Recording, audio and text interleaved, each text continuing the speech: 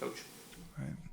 Excited to be back into game week. Had a great week over the bye. Some priorities, throughout the bye week were, getting this team, getting this group back to as close to full strength as we can, and prioritizing health. Secondly, really prioritizing is improving. As a team, fundamentally, technically. Self-scout, self-evaluation, where we can continue to put our guys in, best situations. And lastly, starting our prep on Indiana. And to our team's credit, to our guys' credit, I thought we accomplished all three of those things. Had some really competitive practices midweek. We're really able to phase into some Indiana focus, which was a great opportunity to get ahead on those guys, and this group is excited for the opportunity that lies ahead. Coach Signetti has done an incredible job. It's a hot football team right now. They're playing really confident, playing really well. Off to a 5-0 start. No weaknesses on this team. Play really well in all three phases. Really high level quarterback play. Well-coached offense, well-rounded, balanced. Defensively, they're playing at a really high level, and certainly very well-coached on special teams. So an incredible opportunity, incredible challenge in front of us. Excited that we're going to be doing it at home here on the lakefront. Thrilled that our students are back on campus, and really looking forward to the environment that we're going to be able to create Saturday afternoon. Was there an area where you felt health-wise you really needed to get better? Any particular unit? Any word on Cam? Yeah, the O-line is certainly an area of health that we need to. Our depth has been challenged in that room, but excited about the continued development of the whole room. But excited to hopefully get Nick Herzog back this week and available. Cam's definitely trending in the right direction. We'll know more as the week goes along in terms of Cam's availability, but really, really hopeful that he'll be available on Saturday. If there's anyone that's going to work their tails off to make sure that they're back, it's Cam Porter. But definitely trending in the right direction. Coach, now that you've had this bye week to do some self-scout, where would you evaluate your offense a third of the way through the season? Yeah, we're not playing at the level that we want to, but I think there's a lot of areas that we're excited about to see some breakthrough in. Up until Washington, I thought we were doing a great job of establishing the run game. I think when we're operating efficiently and staying ahead of the chains. We saw some things in the passing game, the second half against Eastern Illinois, that we can continue to build off of. Was really proud of the way that, going back and evaluating the film, really proud of the way that Jack stood in and continued to compete against Washington. He's standing in the pocket, taking some hits, delivering the ball.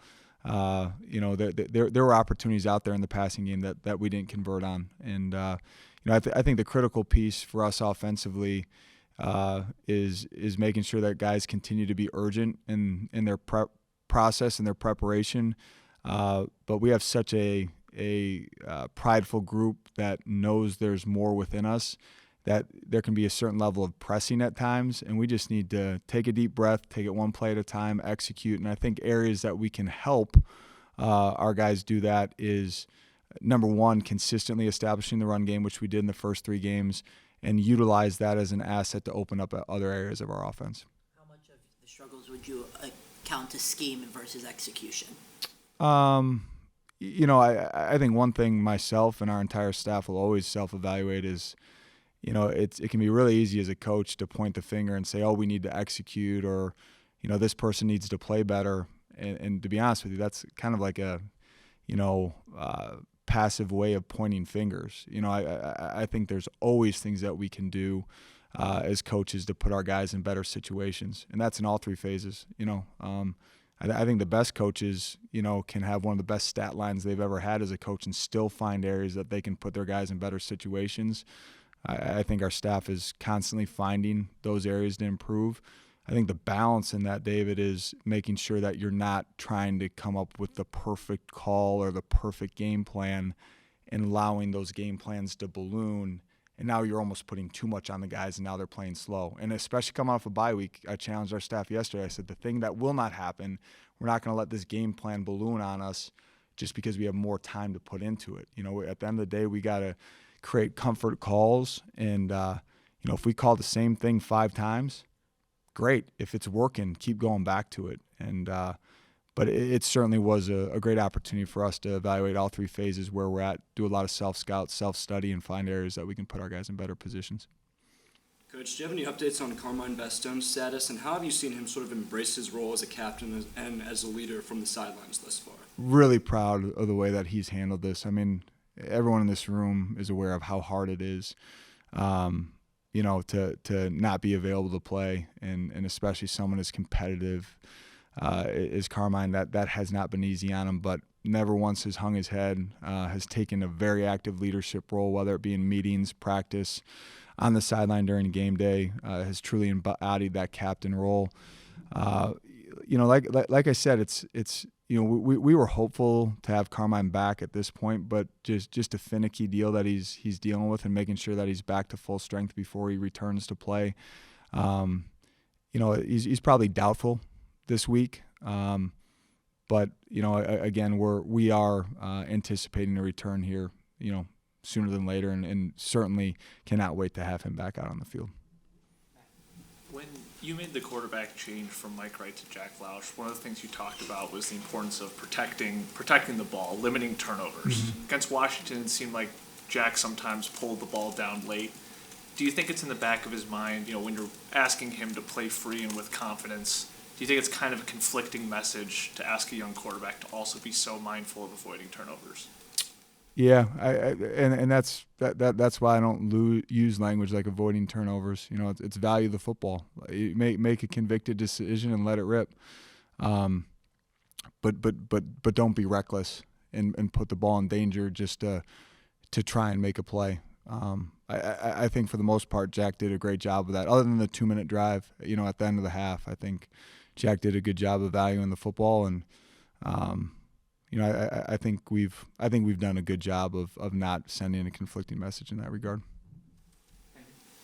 Coach, as you mentioned, first game back with students on campus. What's your message to students coming to the game, and what's your message to students who are on the fence about going? Yeah, wild side, let's go. I mean, can't wait. My message to all our students is, get your hands on a ticket, show up for opening kick, stay for all 4 quarters. This is going to be Big Ten ball at its best, a 4-quarter battle. You have a tremendous impact on the game.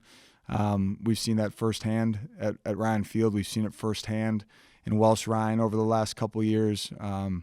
Really excited to see the student turnout at field hockey a couple weeks ago. It's just that momentum is building, and we can't wait for our students to be a part of football on the lakefront.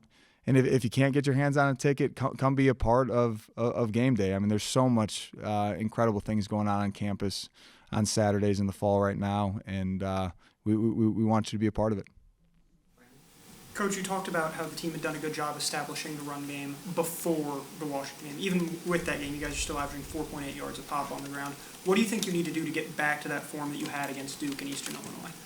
Yeah, I think I think some of it comes down to staying ahead of the chains so that you feel like a run option is a good play call. Every single play, or at least it's an option for the play caller.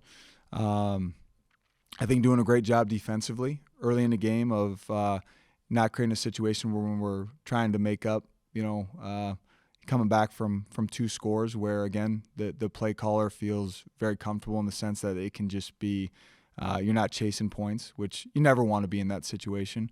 I think going back and looking at the film, a point of emphasis for the O-line has been just our pad level and leverage. As we enter Big Ten play, we're going to have to be as technical and fundamental as anyone in the country and just winning the pad level battle up front.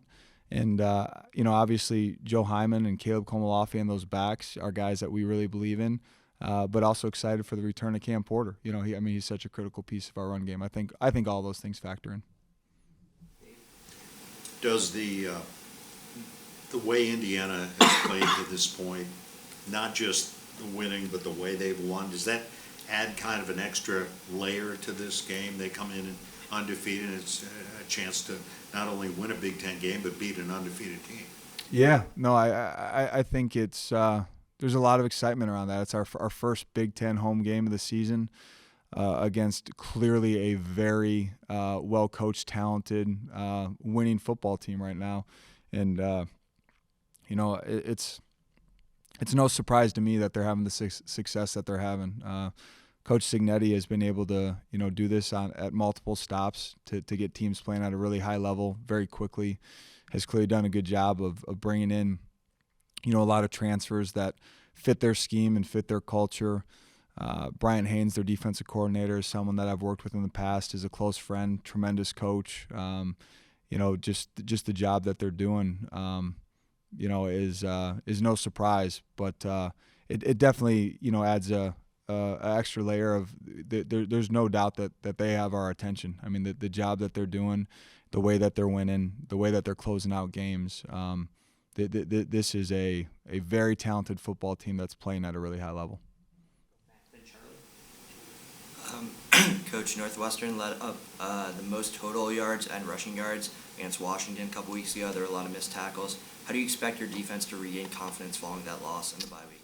Yeah, no, I think it just comes through our preparation. I mean, I think you know, that our guys on the defense side of the ball were certainly not you know, pleased with their performance, and it wasn't up to the standard. But I think there's certainly a level of confidence on that side of the ball with that group. And you know, what it really came back to was getting back to work. Had a very competitive practice on Wednesday, followed by another really competitive practice on Thursday. And I think that group is itching to get back to game day and get back to form. Coach, Indiana's averaging 48.8 points per game this season. So what is the defensive staff preparing to slow down Curtis Rourke in that offense? Yeah, they're balanced, high-end quarterback play. They do a great job in RPO. You know, very strategic and calculated and well thought out on their shot plays. You know, we're gonna have to find ways to affect him. You know, he's the one with the ball in his hands on every play.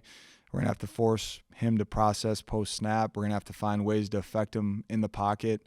And at the end of the day, you know, they're gonna find ways to move the football, but it really comes down to limiting explosive plays.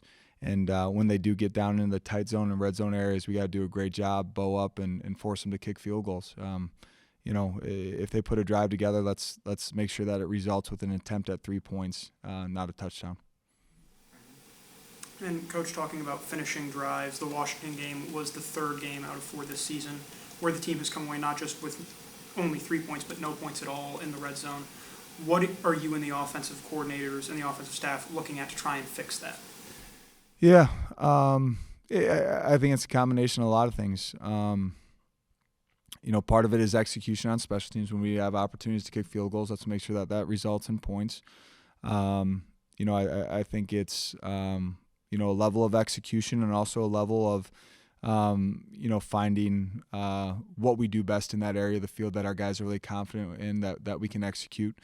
And part of that comes down to the run game, right? Like as this field starts to shrink, the more effectively that you can run the ball, your opportunities to finish with a touchdown are going to dramatically improve. So that's something that I know our offensive staff has put a lot of time and effort into, and it's about urgency to find solutions, but not panic. It's not like, you know, throwing everything out the window that we've worked on to this point. It's just finding our identity specifically in that area of the field, and you know, maximizing our opportunities when we put drives together to have it result in touchdowns. And if it doesn't, you know, have full faith in the fact that Jack Olson will, you know, put 3 points on the board for us.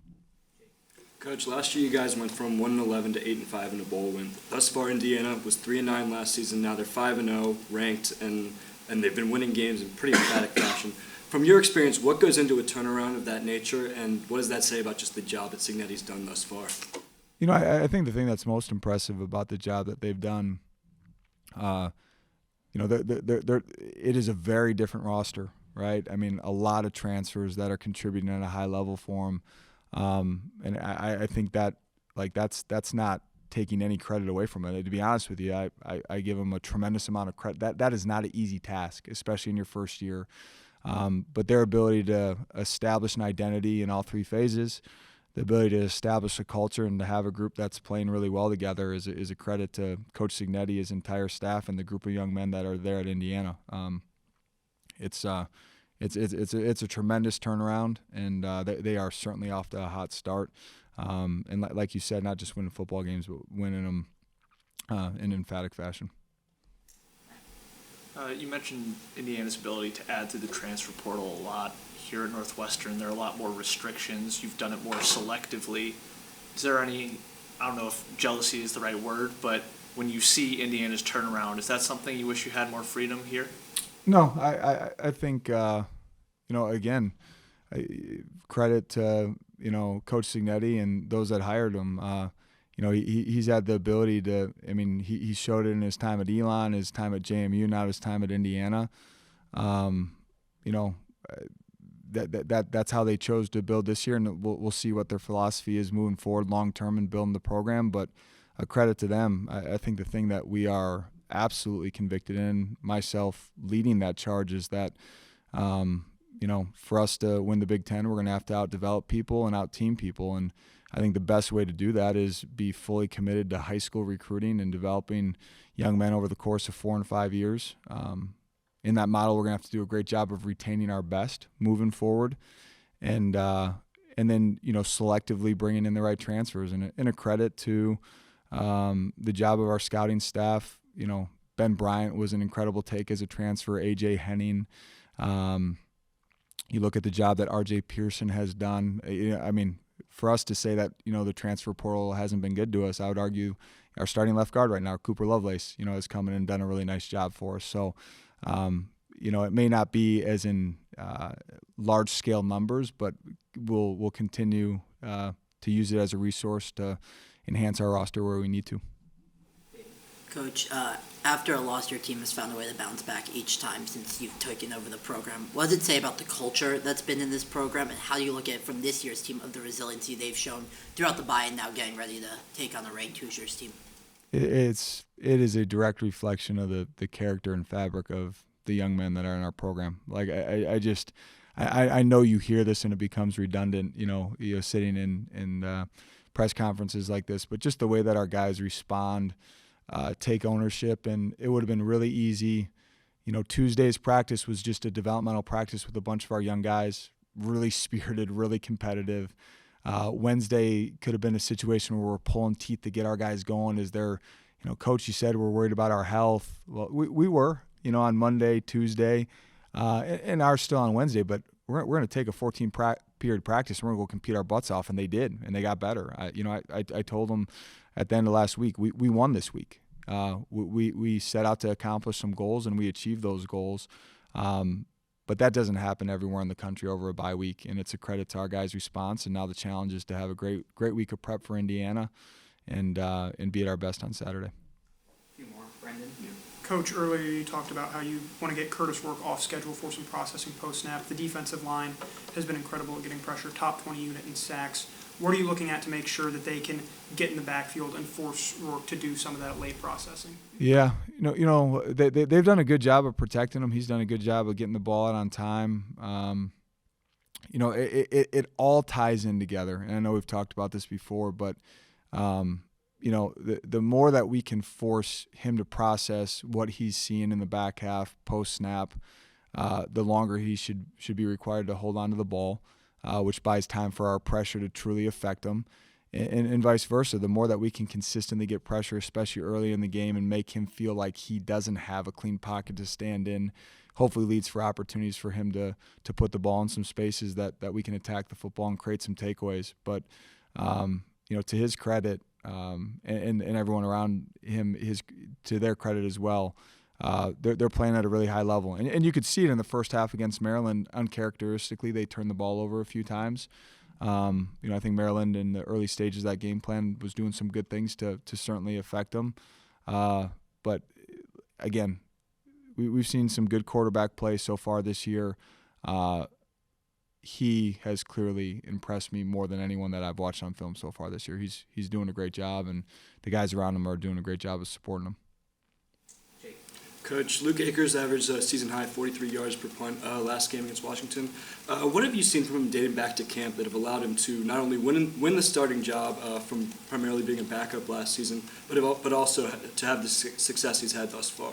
I think it's a lot of things. I think Luke is a tireless worker. Tireless worker, and put in a ton of work. So areas that we've challenged him is his kick location. And his operation time as a punter. He's addressed those things. Had one miss hit against Washington, but other than that, has done a phenomenal job in that space. And to Luke's credit, he's handling kickoffs, he's handling punting. He's repping as a place kicker, especially like in long distance end to half end of game scenarios. He's excelling in that role. There's a lot of things we're putting on Luke's plate right now, and he's excelling in that space. But anyone that knows Luke, he is a tireless worker, and credit to him on everything he's done to create the opportunity for himself this year. Two more, Matt and Dave. Heading into this season, knew it would be a little bit of a tougher schedule than last year, and a couple teams like Indiana and Illinois have already exceeded expectations. With some of the early struggles, do you still see a path to a bowl game here? What are your goals for this team? Yeah, no, absolutely. Absolutely. Everything's still right in front of us, and absolutely have lofty expectations for this group, as do they. And where I've challenged our guys is daily improvement. If we're worried about 4 weeks from now, or we're concerned about the way we played 2 weeks ago, we're not going to be at our best. Let's go have a great week of prep that starts with a great Monday. And we really view this as an incredible opportunity. A really high-end quality opponent coming in at 5-0, ranked in the top 25, and we get them at home. Excited for the opportunity and the environment that's going to be created. Last one, David. Coach, with the game the way Washington goes, how advantageous was this bye week for you and your staff and the whole team just to kind of hit the reset button, and now that third of the season's done, and now you get to look ahead to the last 8 weeks of this gauntlet? Yeah, no, I think everyone handled it really well. It was full send on finding ways to get better, and we were able to do that all the way through a Friday morning practice, and then really give our guys some downtime. And then as a staff, we were able to shift our focus to recruiting, Friday afternoon and Friday evening, which was great. But like I told our team, David, there's no doubt in my mind that we got better this past week. Now we just need to make sure that we carry that over into this week of our prep for Indiana. Off topic, do you have an injury update on Jack Bailey after he left the game? Yeah, Jack won't be able to go this week, and to be honest with you, I think it's unlikely we'll see Jack for the rest of the season. So Jackson will move into the center, or will Ben go back to center? Jackson will be at center for us. All right. Thanks everyone. Thanks.